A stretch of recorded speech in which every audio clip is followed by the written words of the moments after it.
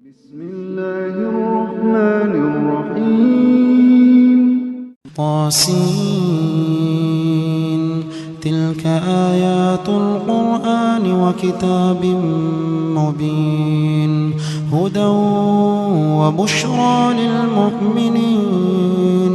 الذين يقيمون الصلاة ويؤتون الزكاة وهم بالآخرة هم يوقنون إن الذين لا يؤمنون بالآخرة زينا لهم أعمالهم فهم يعمهون أولئك الذين لهم سوء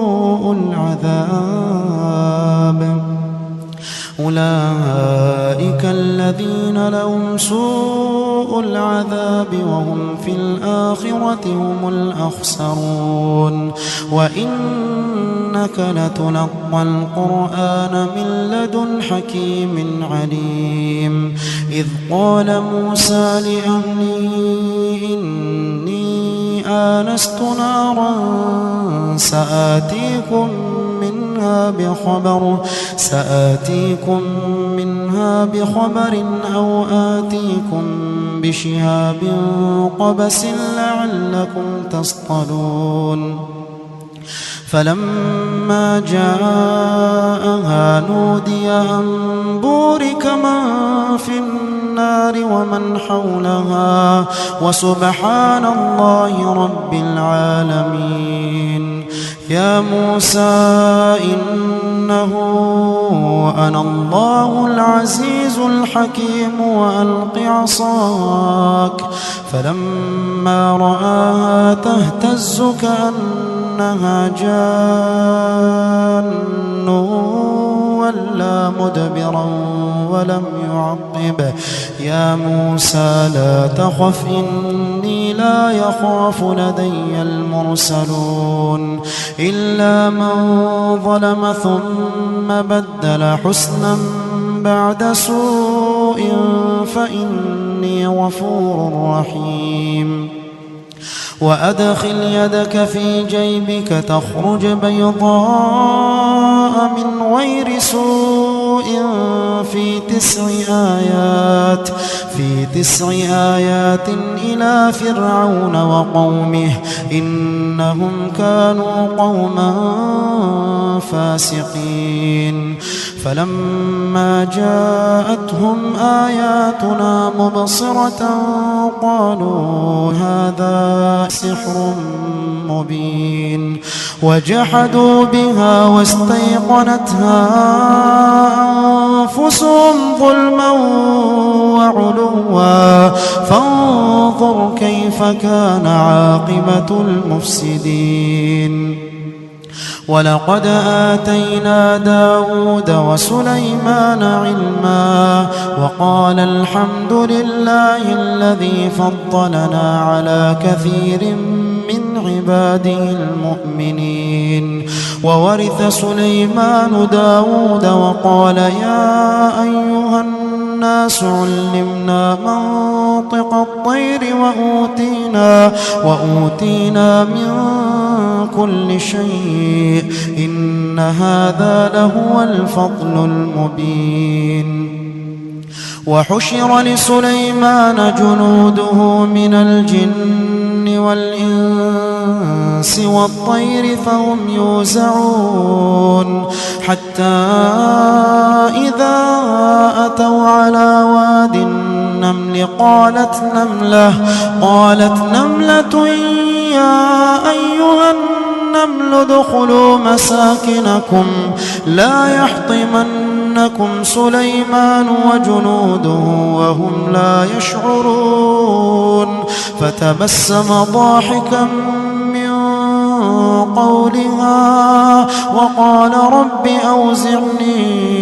أن أشكر نعمتك التي أنعمت علي وعلى والدي وأن أعمل صالحا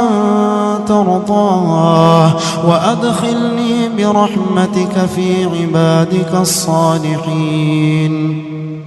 وتفقد الطير فقال ما لي لا أرى الهدهد أم كان من الغائبين لأعذبنه عذابا شديدا أو لأذبحنه أو ليأتيني بسلطان مبين فمكث غير بعيد فقال أحط بما لم تحط به وجئتك من سبأ بنبأ يقين إني وجدت امرأة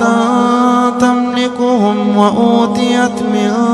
كل شيء ولها عرش عظيم وجدتها وقومها يسجدون للشمس من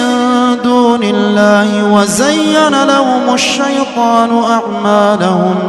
وزين لهم الشيطان أعمالهم فصدهم عن السبيل فهم لا يهتدون ألا يسجدوا لله الذي يخرج الخبأ في السماوات والأرض ويعلم ما تخفون وما تعلنون الله لا إله إلا هو رب العرش العظيم قال سننظر أصدقت أم كنت من الكاذبين اذهب بكتابي هذا فألقه إليهم ثم تول عنهم فانظر ماذا يرجعون قالت يا أيها الملأ إني ألقي إلي كتاب كريم إنه من سليمان وإنه بسم الله الرحمن الرحيم ألا تعلوا علي وأتوني مسلمين قالت يا أيها الملأ وافتوني في أمري ما كنت قاطعة أمرا حتى تشهدون قالوا نحن أولو قوة وأولو بأس شديد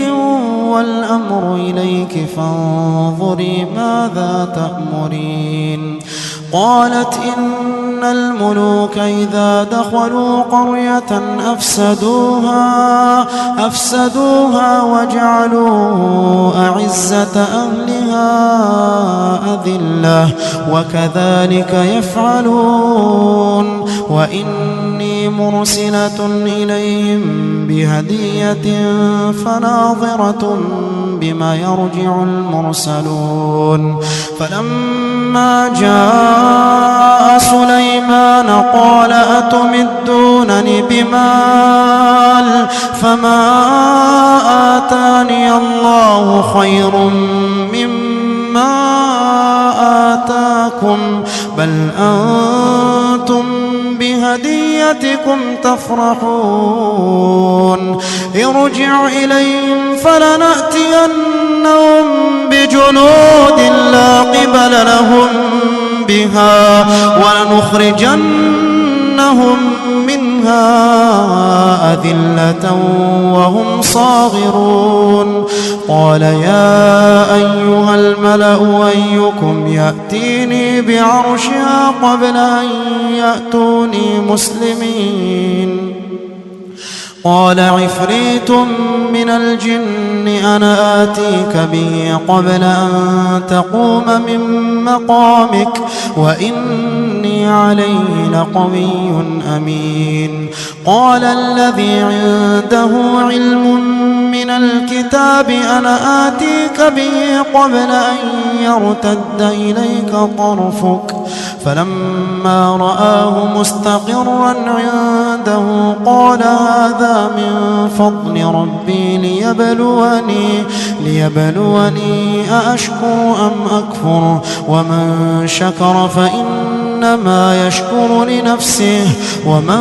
كفر فإن ربي غني كريم قال نكروا لها عرشها ننظر أتهتدي أم تكون من الذين لا يهتدون فلما جاءت قيل أهكذا عرشك قالت كأنه هو وأوتينا العلم من قبلها وكنا مسلمين وصدها ما كانت تعبد من دون الله إنها كانت من قوم كافرين قيل لا دخل الصرح فلما رأته حسبته لجة وكشفت عن ساقيها قال إنه صرح ممرد من قوارير قالت رب إني ظلمت نفسي وأسلمت مع سليمان لله رب العالمين ولقد أرسلنا إلى ثمود أخاهم صالحا أن اعبدوا الله فإذا هم فريقان يختصمون قال يا قوم لم تستعجلون بالسيئة قبل الحسنة لولا تستغفرون الله لعلكم ترحمون قالوا اطيرنا بك وبمن معك قال طائركم عند الله بل أنتم قوم تفتنون وكان في المدينة 9 رهط يفسدون في الأرض ولا يصلحون قالوا تقاسموا بالله لنبيتنه وأهله ثم لنقولن لوليه ما شهدنا مهلك أهله وإنا لصادقون ومكروا مكرا ومكرنا مكرا وهم لا يشعرون فانظر كيف كان عاقبة مكرهم أنا دمرناهم وقومهم أجمعين فتلك بيوتهم خاوية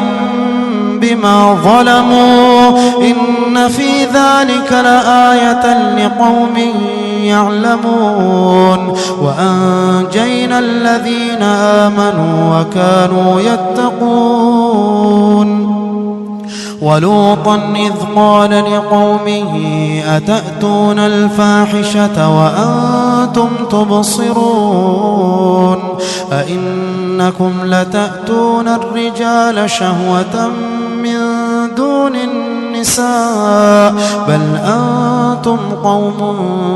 تجهلون فما كان جواب قومه إلا أن قالوا أخرجوا آل لوط من قريتكم إنهم أناس يتطهرون فأنجيناه وأهله إلا امرأته قدرناها من الغابرين وأمطرنا عليهم مطرا فساء مطر